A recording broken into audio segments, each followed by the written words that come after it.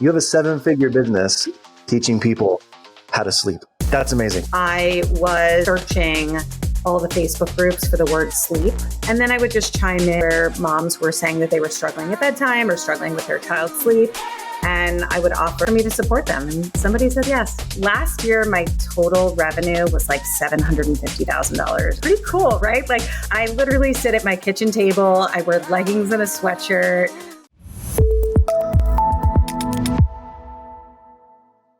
Hey, if you or someone you know has ever thought about becoming a sleep consultant, I highly recommend you checking out Jane's program. I've included the link in the bio.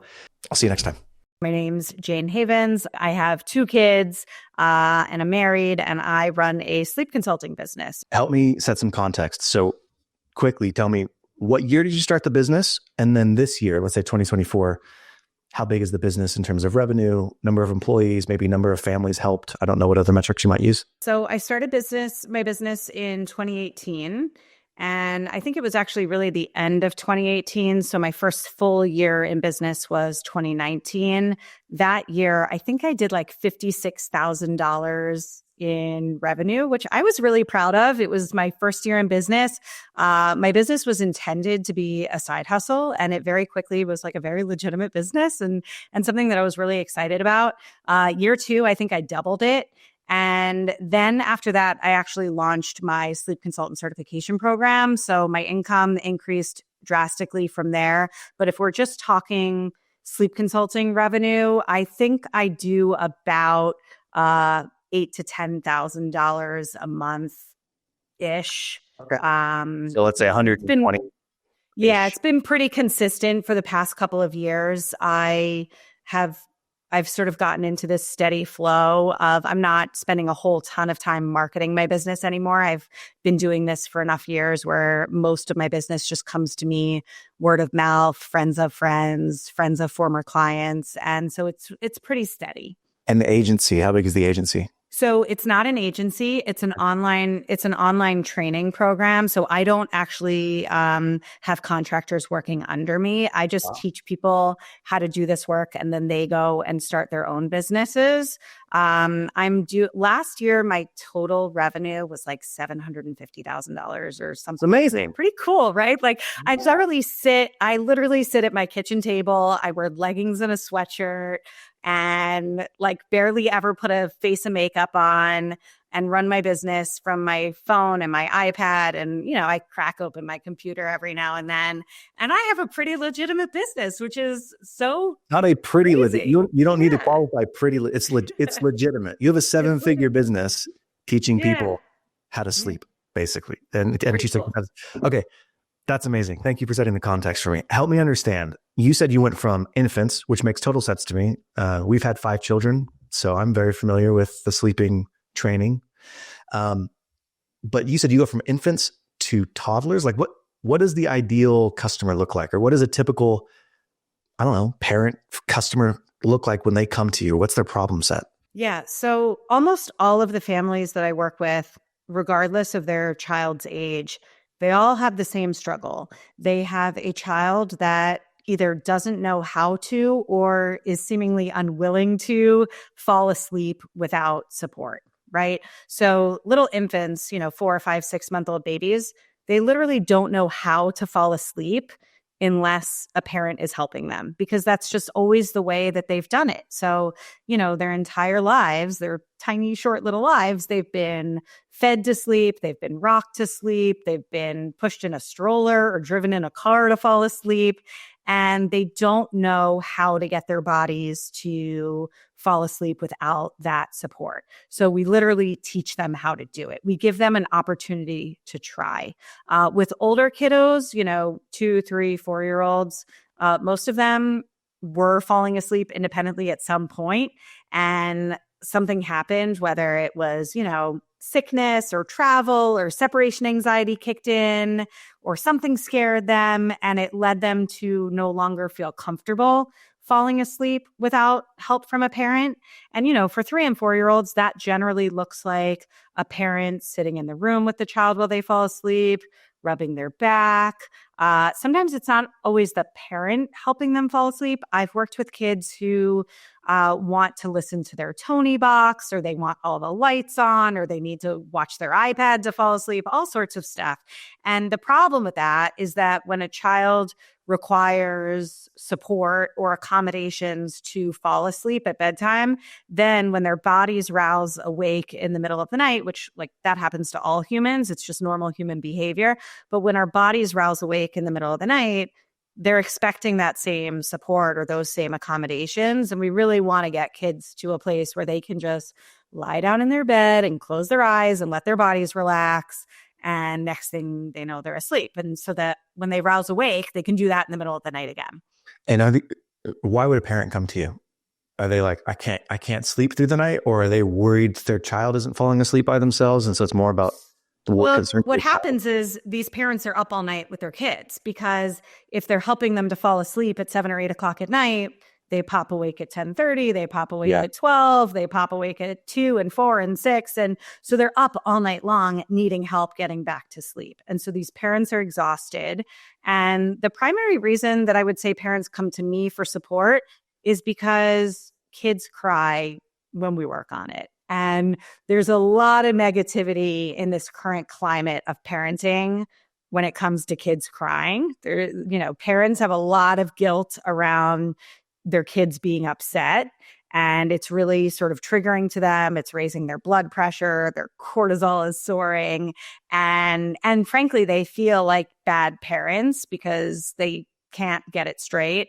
And so hiring a sleep consultant or a parent coach really positions them to have accountability and support, and to have like a really clear process for how to go about improving the situation. I want you to talk to this hypothetical man who's 39 years old, that has a 4-year-old that he lets fall asleep with him every night. Why is that bad? It's not bad. It's not. Is this your 4-year-old? 4-year-old. I have a 4-year-old. You met him before we started. I can't. He was born during COVID. He's a COVID baby. Literally, he was born in February. It was like, I call him my 2 weeks to slow the spread baby. He's 4 years old. And my older kids are getting older, and I just look at him and I'm like, you're growing up so fast. And I just tell stories with him. We talk, whatever, until he falls asleep, and I enjoy it. But he doesn't wake up in the middle of the night, and he doesn't come into our room. Yeah. Right. So that's fine. That's fine. First of all, I always say, like, if you're helping your kids to sleep either at bedtime or in the middle of the night, and if that's working for you, then like, no problem. Parents come to me because it's not working for them. Like, either bedtime is taking 2 hours and their children are stalling, and, mom has to make lunches for the next day or needs to get back onto the computer to get some work done. If that bedtime routine is no longer working for you and you're no longer enjoying it and you're starting to dread bedtime because it's taking forever, then I would empower you to feel confident to make a change. But if you feel like it's a beautiful time and you're connecting and you love it and it's cuddly and he's sleeping through the night, then like, amazing. It sounds beautiful. Okay. Can you tell my wife that? Yeah. She'll listen, right? So I really love the way that your business started, because you found a real problem that you're now solving. Parents have been struggling with bedtime for years and generations. And now we have a generation that doesn't like their kids to cry. So please teach me how to make my kid not cry when I put them to bed. It's interesting though that you've gone from doing it really well to building this train the trainer model. And I love it because it allows you to scale. And I think that it's really smart. But can we go back to the beginning? When did you realize this could be a proper business? Because you haven't always been doing sleep training. Right. Yeah. So I have a former background in catering sales, actually. I used to be an event planner. I was really creative. I'm a foodie. I would help families and corporations plan really important, meaningful events. And I did that for, 8 or 10 years before having my son. And Was it your company? No, I worked for a big catering company in Washington, D.C., but I was operating almost like an independent business owner. I had a lot of agency. I was my own salesperson. So I was in charge of, writing the menus and booking the florist and booking a DJ if they asked me for help with that. And all of that was like my own thing. And I kept track of like my own budgets and where I had extra money to spend and where I needed, so I was really, it wasn't entrepreneurial, but it was good training for the work that I do now. Especially from like a customer service aspect, like, right. Like when you're working in catering, the customer is always right. And when you're working with stressed out families, like they're always right as well. Right. So it really did help me. I gave up a 6-figure career in events to be a stay-at-home mom. And I was home with my son for 4 years and I loved it. It was a really special time. When my daughter was born, stay-at-home mom life all of a sudden got really, really challenging. She was colicky. She had a milk soy protein intolerance. She was literally crying all the time. And I was like, I got to get a job. I'm like, I got to get out of here. And so I kept thinking, like, what can I do to like use my brain, earn some money, feel like a highly functioning individual again without putting my kids in daycare, without hiring a nanny. I really still felt like I wanted to be the primary caregiver, but I wanted to like get back to work. And I was always really good at getting my own kids to sleep. Like I figured it out with them at a really early age, both of them. And I was the one who, my friends were asking me for help and then their friends would reach out to me and ask for help.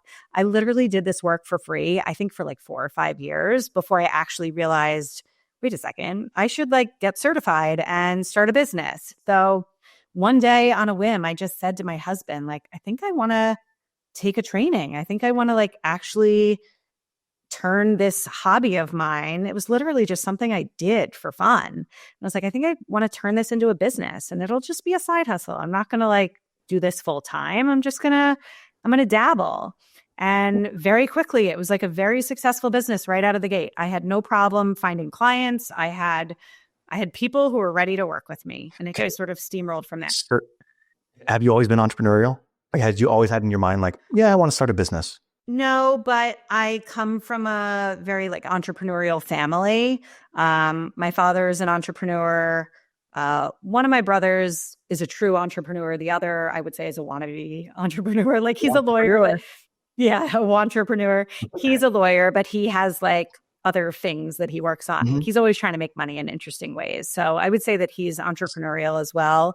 And I was always given this, I don't want to say like safety net, but I was always given this like blessing to go do whatever I wanted. I was raised by parents who believed that I could follow my dream. I could follow my interests. I didn't need to just be a doctor or a lawyer. I could go and like do something interesting. And that I think allowed me to figure out how to be successful in my own. Well, a lot of people want to be entrepreneurs. People use entrepreneur as like a pejorative. I don't think it's a pejorative. I think it's descriptive. Like, you want to be an entrepreneur before you're an entrepreneur. So in that phase, you're an entrepreneur. But they're trying to figure it out. Like, okay, when's the right time? When do I make the jump? How do I do it?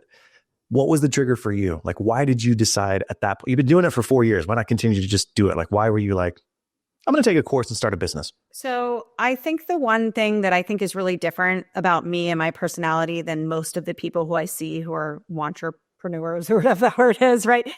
I'm not scared. I don't know why that is, but I'm just not scared. Like I talk to people all the time who want to start their own businesses and they're like, I don't know if now's the right time. I don't know if I'm going to be able to figure it out. I don't know if this, I don't know if that. I don't have any of that in my brain. I just go and work on it and I figure it out. And sometimes things work and sometimes things don't. And I kind of don't care either way. Like I just, I think because I think it's fun. Right. And so I don't have all of these things holding me back that I see a lot of sort of aspiring entrepreneurs have in their minds.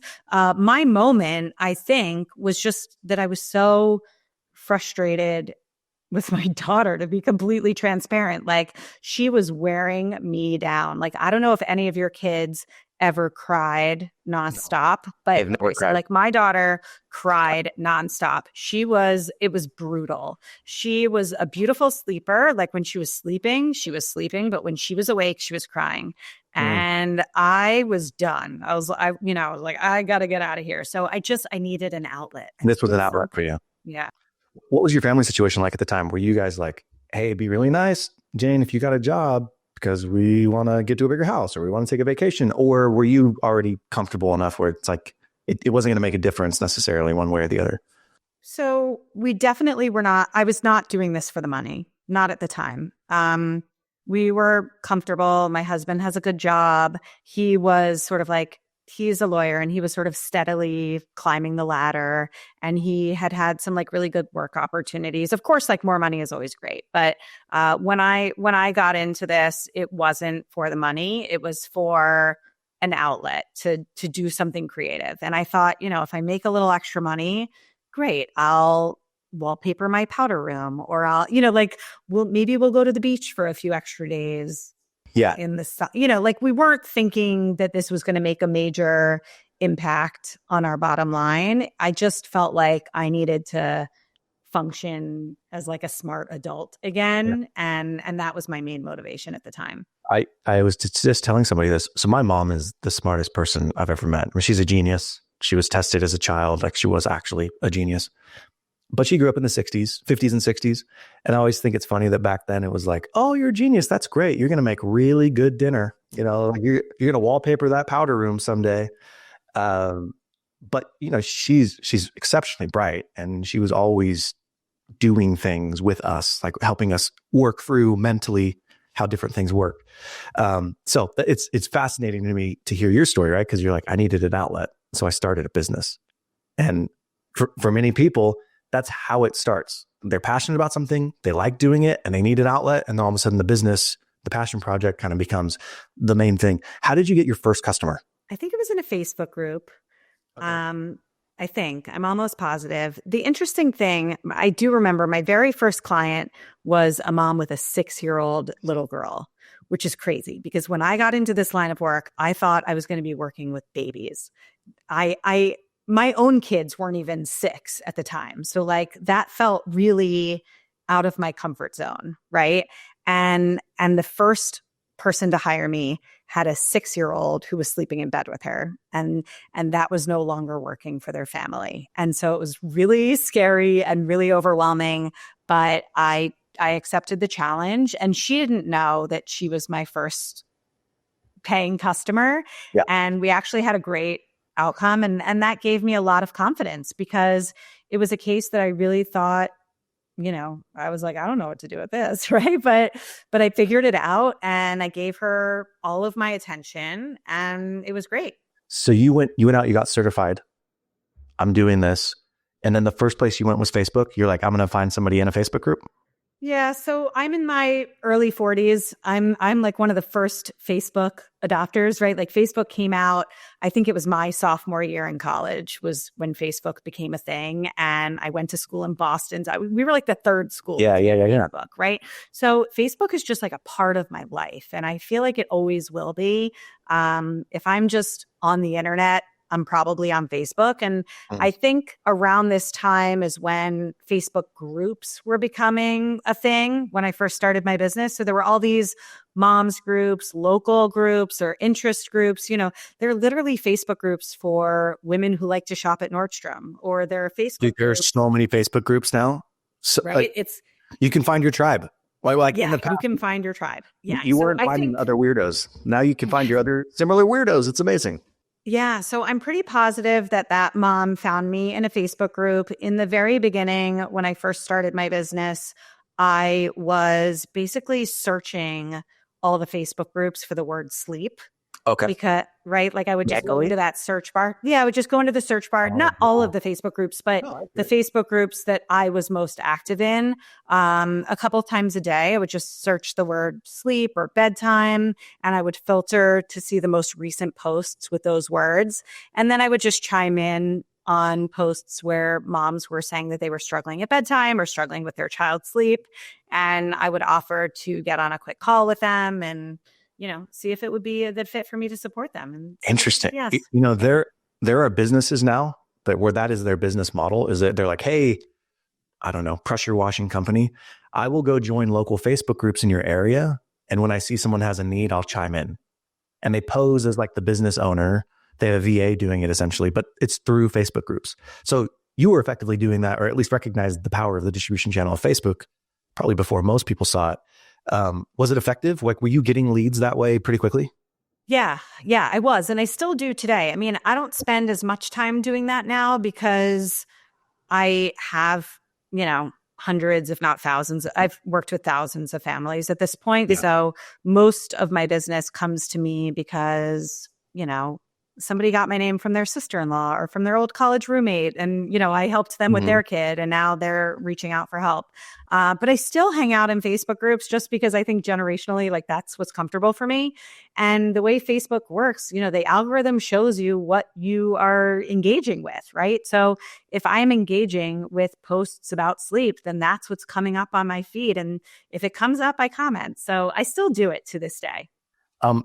How did you charge that first customer? Like, how did you know what to charge them, or what was it?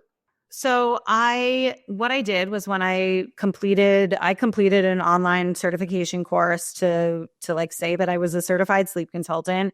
And what I did was I Googled around and I looked to see what other sleep consultants in my area were charging. And at the time it was like, $450 or $475 for a 2-week virtual consultation seemed to be like the going rate in my area. And so I was brand new and I lowballed it a little bit and I started at $425, and I very, very quickly raised my prices because, as a brand new business owner, like you don't realize, but if you're taking credit cards, the 425 becomes, I don't know, like 416 or something. And I don't know what it is, but like, very quickly, like you have credit card fees. I send out thank you notes and pajamas to all of my clients after they're done working with me. And, the pajamas I get wholesale, they're like $9 or $10, but, the packaging and the thank you note and the postage right there, that's another, it's all in probably like $16, $17. So I saw what was eating into my profits. So I very quickly wanted to make the 425, not just start it. Like I wanted to clear 425, right? So I inched up to 450 and then 475. And, every couple of months I raise my prices. I'm currently charging $750 for the 2-week consultation. It's pretty much the same service that I've always offered. And I definitely could charge more at this point, but, I don't know. I've sort of settled into that pricing. And at this point, more of my income comes from training others than supporting families. So it just doesn't feel like it's going to make that big of a difference to my bottom line. What does the 2 weeks look like? So you went and got certified. Cool. You're a sleep certified coach. I don't even know. Certified sleep consultant is what I call myself. So I pay you $750. My kids are driving me crazy. I'm sleeping with all of them in my bed. What does Jane do for me? Yeah. So first of all, I would prefer to just work with one kid at a time. So if all of your kids are in your bed, we're going to like work one by one, because I find that parents are too tired to really hold the boundary with more than one child at a time. So what that looks like is my clients go to my website and pay. I have, the payment checkout cart embedded into my website. Once they pay, they get an automated email from me that asks them to fill out a questionnaire. And they tell me all about their kid, what their bedtime routine looks like, what their daytime schedule looks like. For older kids, I'm asking, are they potty trained? There's lots of questions that I'm asking. I take all of that information and I write a written plan for them.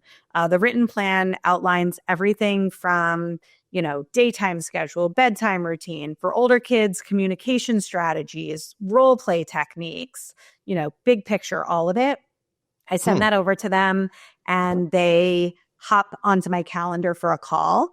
We spend about 30 minutes talking through the plan, answering their questions, make sure they feel confident with whatever it is that we're going to be working on together. And then they have my support and accountability and coaching for 2 weeks, largely via text message and some voice notes.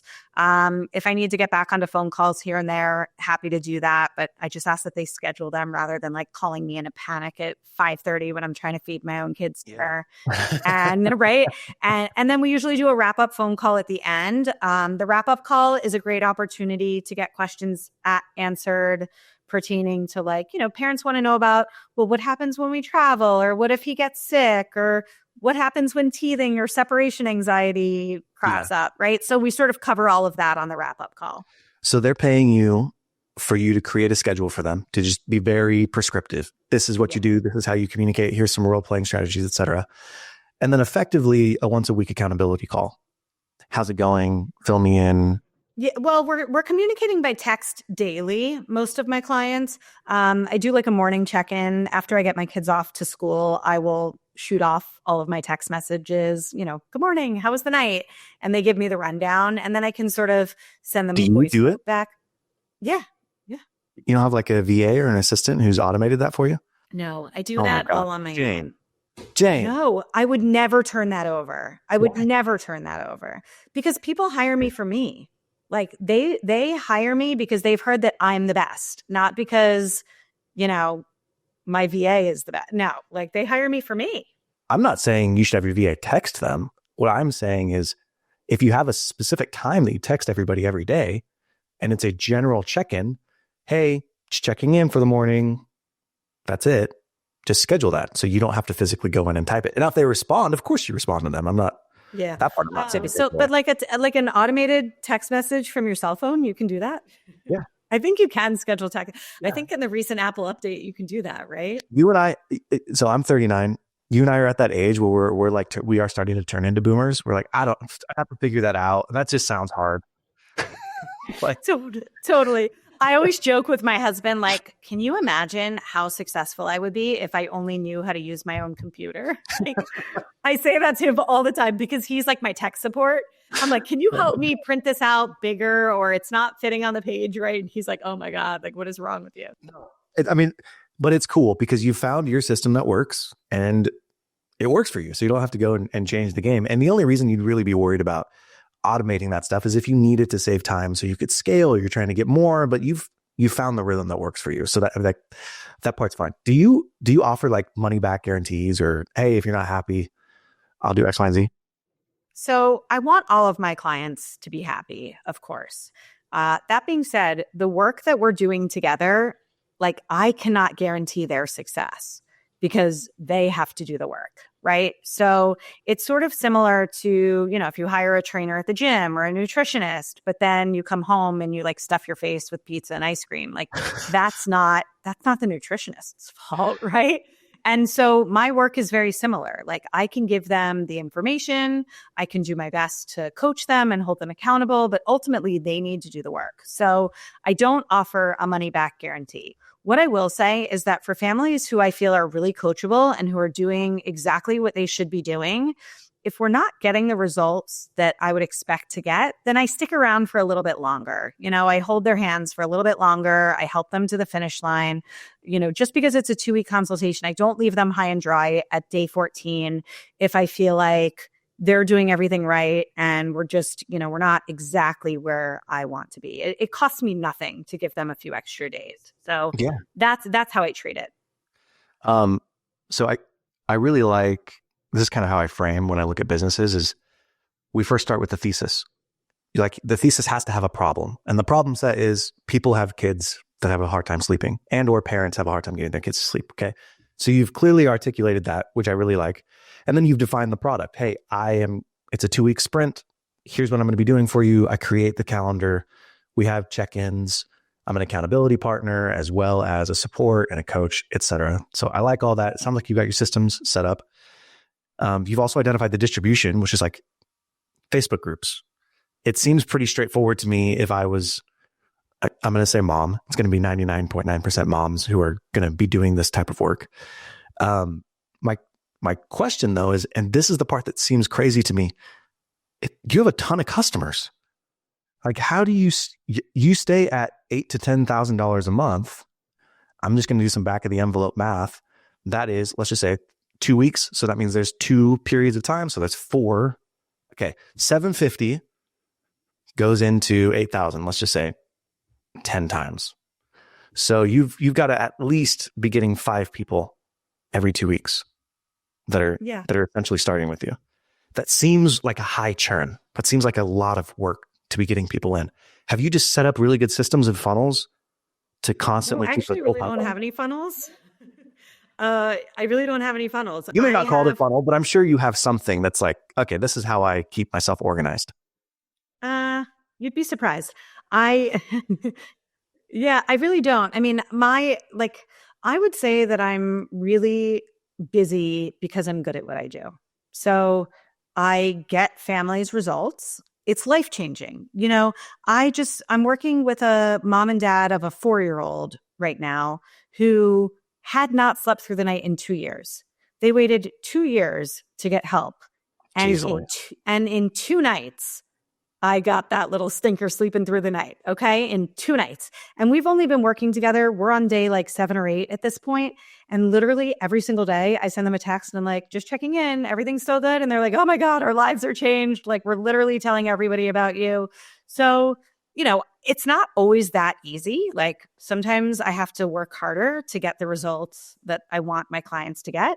But regardless of if it takes 2 days or 2 weeks to get the results, it's absolutely life-changing for these families to go from a place of like extreme exhaustion and sleep deprivation and this feeling of like hopeless despair all the way to feeling like they're on the top of the world because they're getting a full night of sleep. So that transformation that I'm able to provide for my clients is what I think allows me to continue to have more families coming in the door, because most parents know somebody whose kids aren't sleeping. I actually think it's the majority. I think that more than half, I mean, I don't have actual data on this, but just based on what I see in conversations and in Facebook groups and what like preschool directors tell me and daycare owners tell me, more families are struggling with sleep than not. So, for this family that I'm helping with a 4-year-old, I bet you half their friends have kids who don't sleep. So that one customer can potentially turn into like 5 customers, So, that doesn't happen every single time, but it really does position you to grow. So you're probably not marketing heavily right now. And that's fine. I'm not. How long, but if let's say I'm a mom and I'm listening to this and I'm like, gosh, that sounds really cool. I think it's something I would love to do. I know a lot of people. I'm active in local Facebook groups or Instagram or just even in my circle of friends, my church, whatever. It's local. But they're like, how long would it take me to build up to $5,000 a month? Right? If it's just word of mouth. If you were speaking to them, what would be how long did it take you to build up to where you wanted to get to? Yeah. So my business grew pretty quickly. And I think that that's a combination of me being a hustler. Like, I did work really hard in the beginning. I hustled in Facebook groups. I networked with, family photographers and occupational therapists and therapists who are supporting moms. I was definitely making connections and trying to get referrals from others who are sort of supporting parents in other capacities with their children. I was earning $5,000 a month within the first, I think, 3 to 6 months of my business. It was really fast. I don't see that happening for most people who are getting into the industry. And I don't think it's because it's not possible. I think that it's because there's a learning curve for most people who are starting businesses. They need to learn how to position themselves as experts. They need to gain their confidence. They need to land on verbiage that feels comfortable for them. Those are all things that sort of came more easily to me, I think, maybe because I have a background in sales. You already worked in sales, yeah. I already knew, when you work in catering, every single time someone comes to a caterer to get a proposal, whether it be for a wedding or a corporate holiday party, they're calling 3 caterers. They're not just calling you. Everybody gets bids. So I was very used to hearing the word no, right? I lost plenty. And that didn't kill me because it was just part of the business. It didn't kick me down and knock me out. It was just part of the job, And so I think when people get into starting their own businesses, they have a really hard time with hearing the word no, and rejection feels like the end of the world. And for me, I was unfazed by the rejection. I still talk to people all the time. I think I spoke to 3 people yesterday about working together. And honestly, I don't think any of them are going to hire me. And I'm okay with that.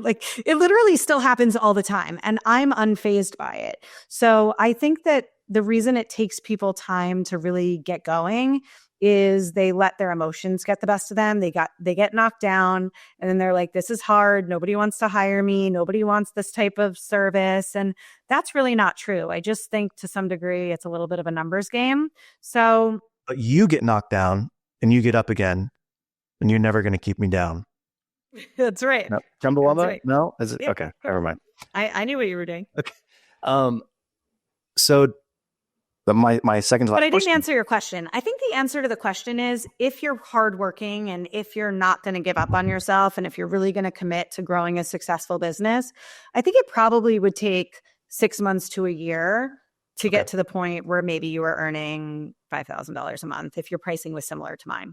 So you've switched, and many people do this, right? They start out kind of as a one-man, one-woman show agency where they're doing the work. And then it's growing so much. And then people start coming to them and like, hey, could you teach me how to do that? I don't need you to sleep train my kids, but like, how do I do that?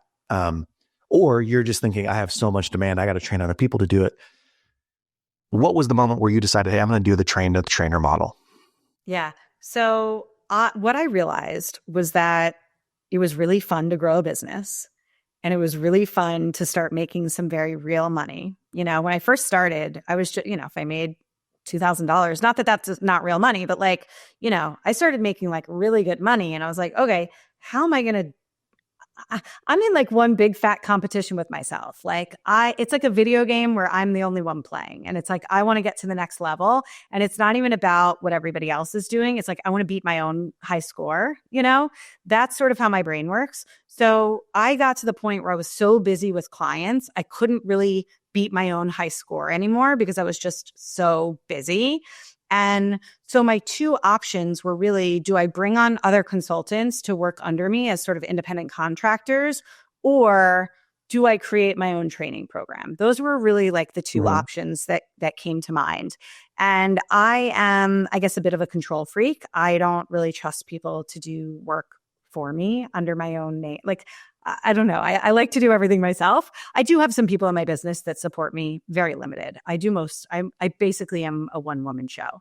And I don't think I was going to be a good fit for having other sleep consultants support families under my name and my reputation. I just don't trust them to do that. So I felt like it was a better fit to create my own training program.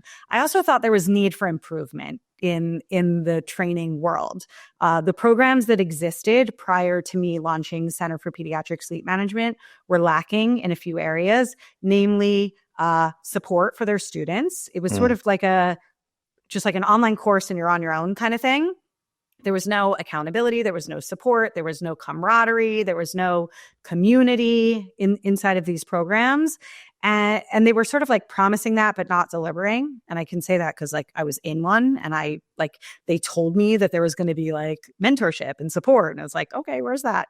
So like I saw that was lacking. And the other thing that was lacking was business training. Like nobody was teaching sleep consultants how to be entrepreneurs. Like, sleep consultants are really like heart-centered people. They're helper people. They're not people who want to get out there and grow a successful business. That's not the way their brains work. So I really felt like there was room to create a program that was really comprehensive and evidence-based with regard to teaching sleep, but also to provide a really comprehensive education on how to grow a successful business. Yeah, that is interesting. So I come from the world of healthcare, home health and hospice, and many people who work in that space, running a business, making money is gross. Like they feel gross, right? Like asking for money or charging for money. And so you have to help them get over that.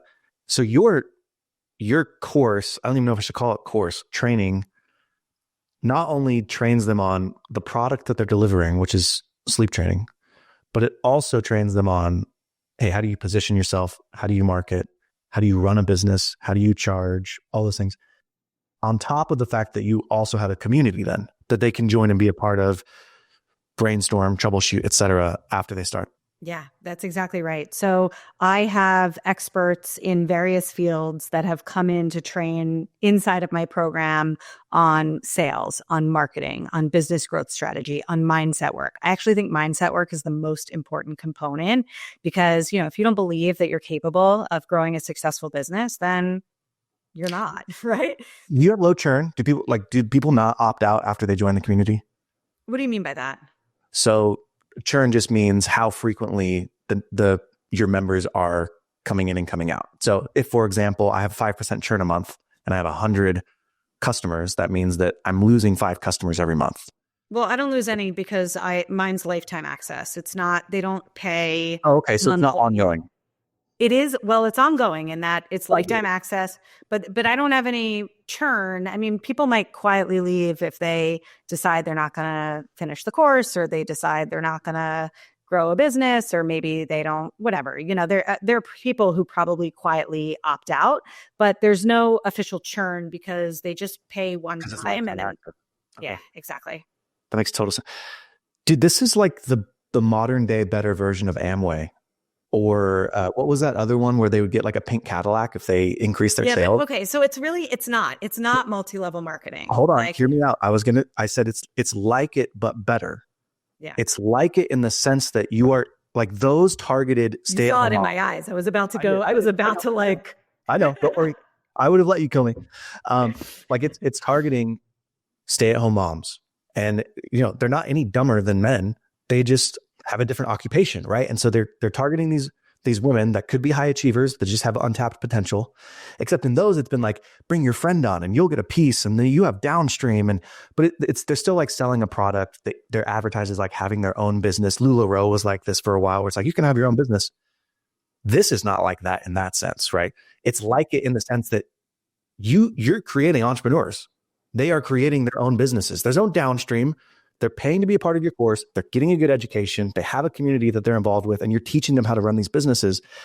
I think that's amazing. I think that, and that's what I mean is like the modern day better version of those is it's fulfilling the dream that was sold to many people, when we were growing up, that really didn't come to fruition. Like that, I think what you have is really special. I just think it's really cool. Yeah. So like, I don't take a cut from anybody. Like people who go through my program and start successful businesses, like I don't make any money off of that. I just get to brag about the fact that they have successful businesses. It makes my program look great when I can say like, check out Danielle, she's doing X, Y, and Z, and look at Heather, and this is what she's accomplishing. So like, I don't get anything from their businesses other than like bragging rights on their behalf.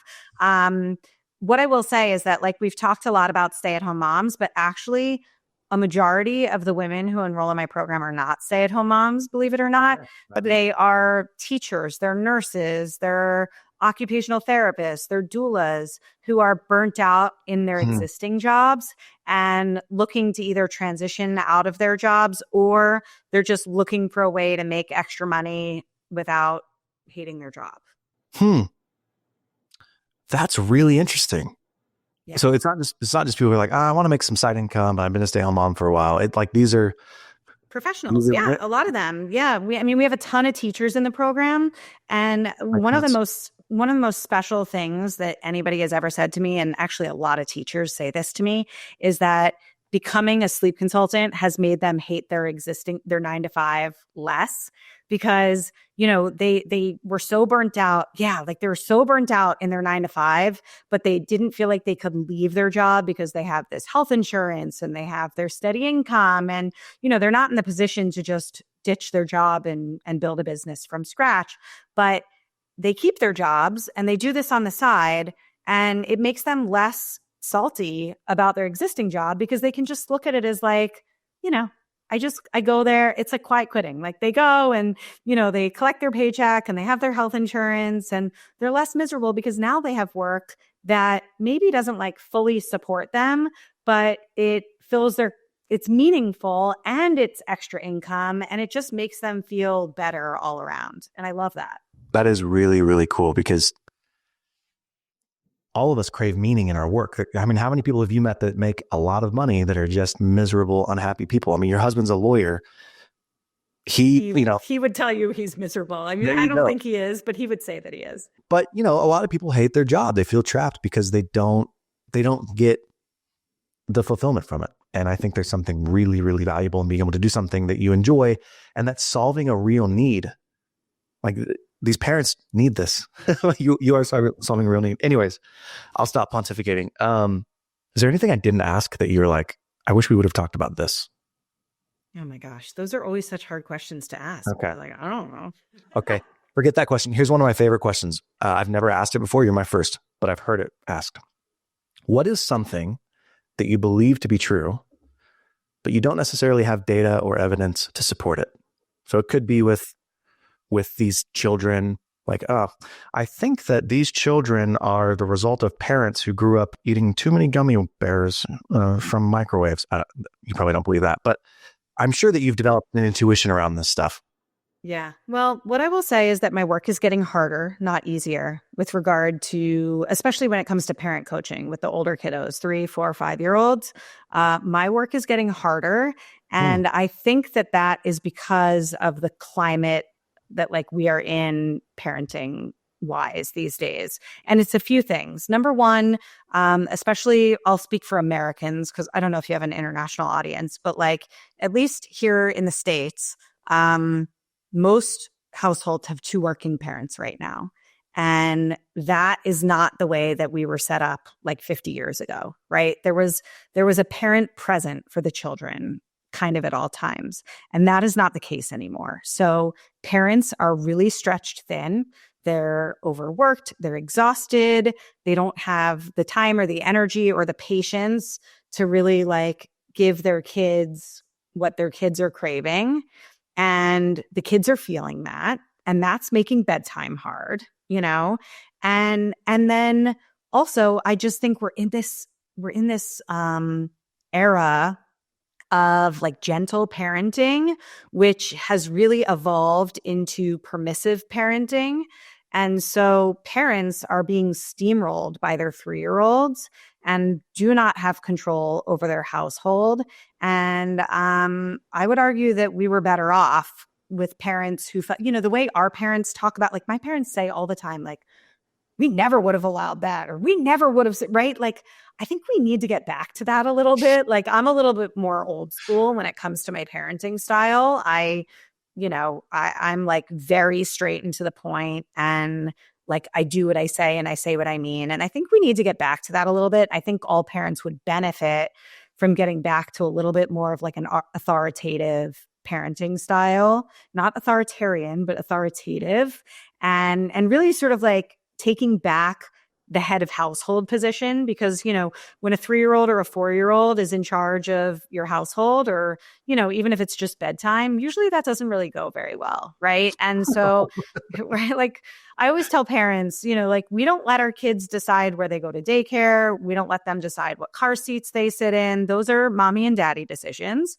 And like what bedtime looks like, that also needs to be a mommy and daddy decision. And parents are seemingly pretty uncomfortable with that. And like, we need to get to a place again where parents feel confident to be head of household and say to our 3-year-old, like, I love you, but like, we're done here, you know? Dude, Jane, this has been awesome. What's the name of both companies, the training company and the... Yeah. So my consulting business is called Snoozefest by Jane Havens. And actually an event planner friend helped me come up with the name of that business. So I have to give her credit there. And my online course is called Center for Pediatric Sleep Management. I love it. Okay. Well, I can't wait to check in with you in a year when you got a $10 million business. Thank you.